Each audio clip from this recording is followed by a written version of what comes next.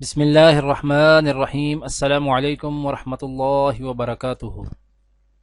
آج کی آیت سورۃ البقرہ، آیت نمبر 120۔ اعوذ باللہ من الشیطان الرجیم۔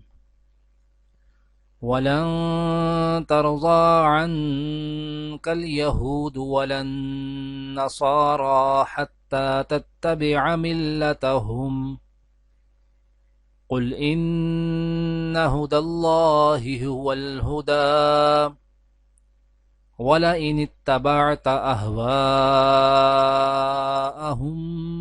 بعد الذي جاءك من العلم ما لك من الله من ولي ولا نصير۔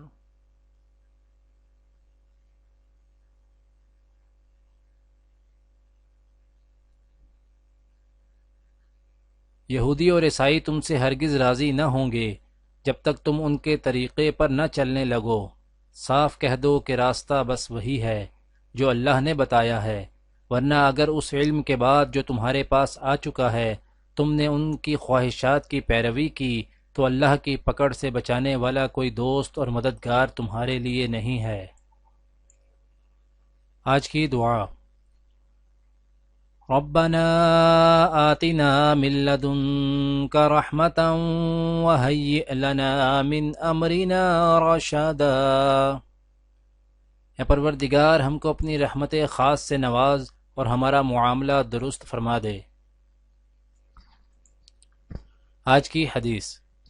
حضرت ابو ہریرہ رضی اللہ تعالی عنہ بیان کرتے ہیں کہ رسول اللہ صلی اللہ علیہ وآلہ وسلم نے فرمایا، اللہ تعالی فرماتا ہے کہ جب میرا بندہ کسی برائی کا ارادہ کرے تو اسے نہ لکھو یہاں تک کہ اسے کر نہ لے، جب اس کو کر لے پھر اسے اس کے برابر لکھو، اور اگر اس برائی کو میرے خوف سے چھوڑ دے تو اس کے حق میں ایک نیکی لکھو، اور اگر بندہ کوئی نیکی کرنی چاہے تو اس کے لیے ارادہ ہی پر ایک نیکی اس کے لیے لکھو۔